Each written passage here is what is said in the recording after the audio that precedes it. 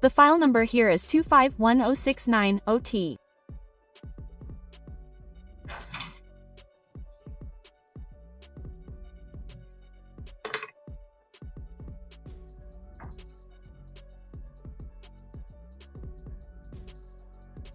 This is case number 2510690T.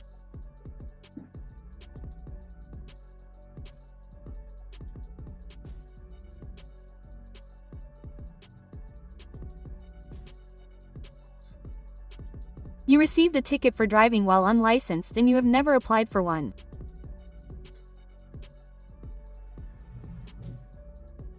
We get a lot of these.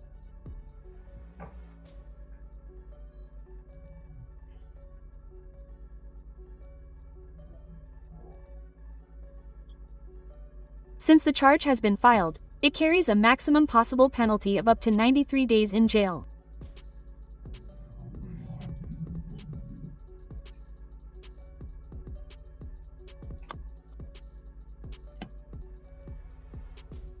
And a fine of up to $500. Your driving record shows that you simply do not have a license.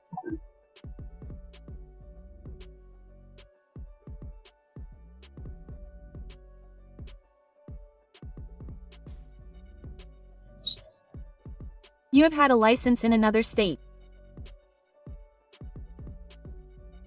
In my country. Which one is it?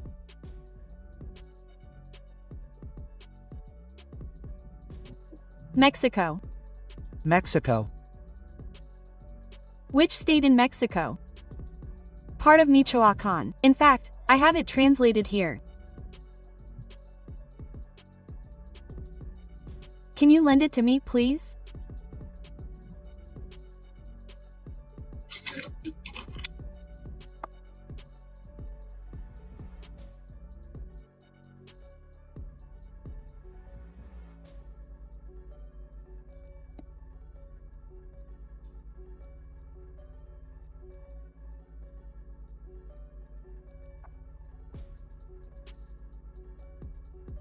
Notice how quickly the judge zeroes in on that Mexican license. This isn't just a piece of plastic, it's a legal question of jurisdiction. Can a license from another country hold weight in a US court? The fact that it has to be scanned for validity shows just how often fake or unreliable documents show up in these cases. Oh.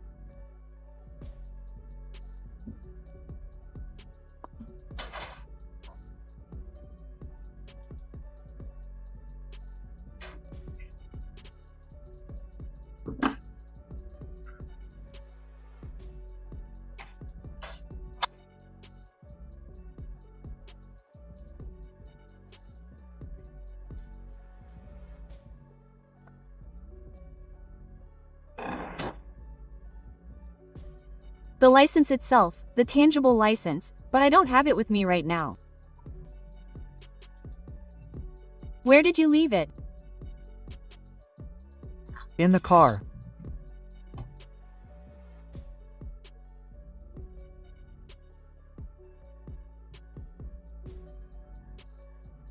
Could you look for it for me, please?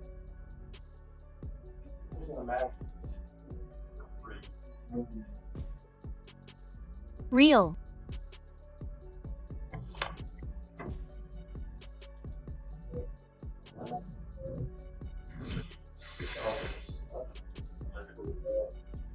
If you want to go get it, that's fine.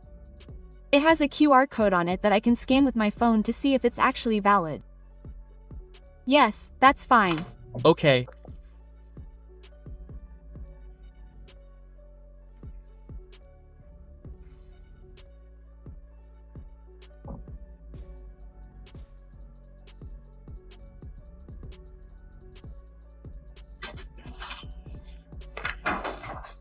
Jay, here's what she brought, which isn't very compelling.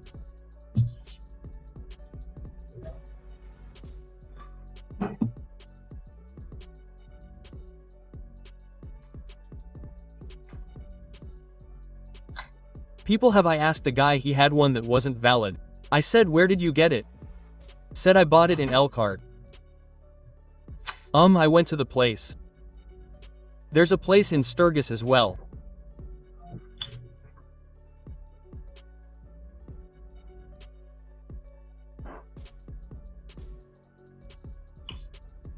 Mr. Fox came into the courthouse and said, "Hey, I think I missed my court date."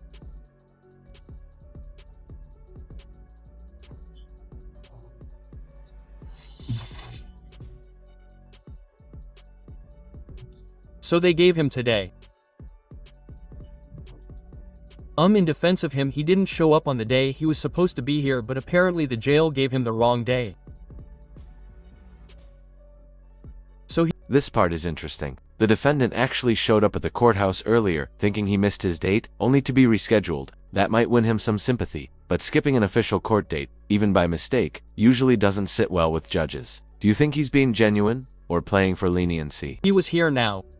Of course he isn't here today. So early. That's true. I got a lot to do though. We have a formal hearing at time. Yeah. I'm not looking forward to it cause I time crunched otherwise. Quick. What? It'll be fast. Alright. Is there a video? Yeah. And so I can probably hook my computer up or you can play it on however you want to do it. I watched the video this morning. So pre-trials that are supposed to be out in the hallway. Okay.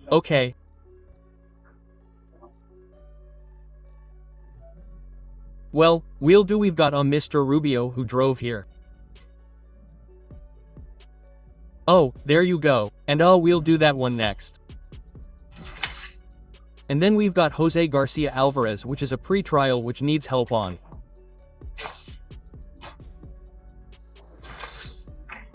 Jose Garcia Alvarez. Okay.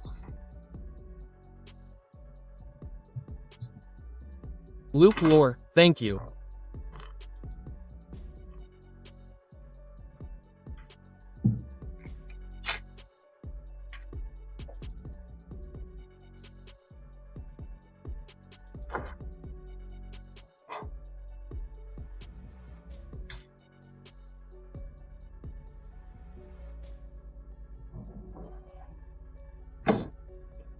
That appears to be a valid license.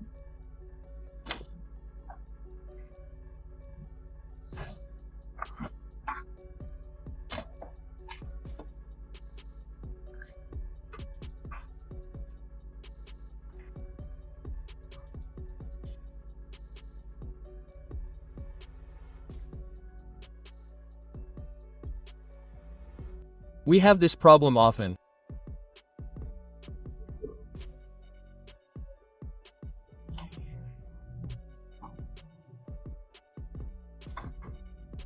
Apparently you have a valid license from Mexico, from Michoacan.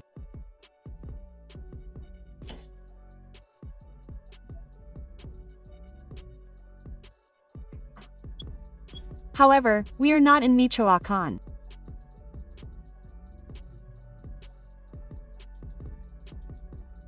And here's the key moment. This isn't about whether his license is real in Mexico. The judge makes it clear. Once you live in Michigan, you're required to get a Michigan license. No exceptions. That's where so many defendants trip up. They think a foreign license buys them time, but legally, it doesn't.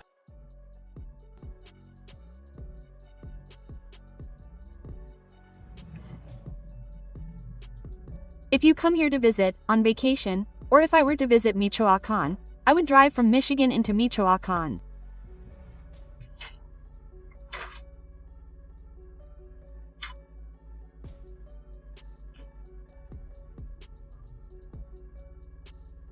But when you move here,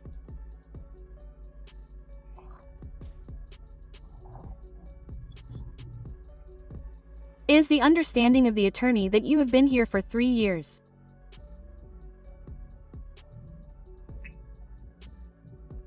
You have to get a Michigan license in order to drive.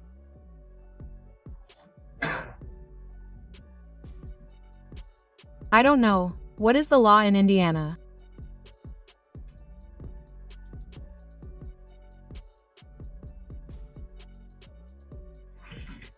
That's why they wrote the ticket. You did have it translated.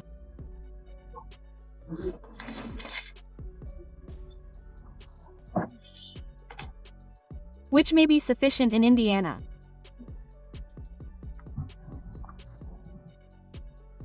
But it is not sufficient in Michigan.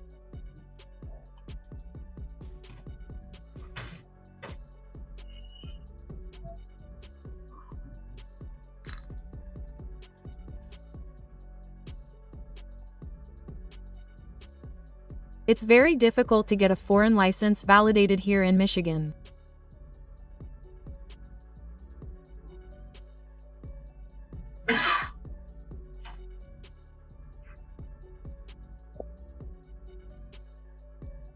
The problem is that you can't get a valid Michigan license unless you have regularized your immigration status here.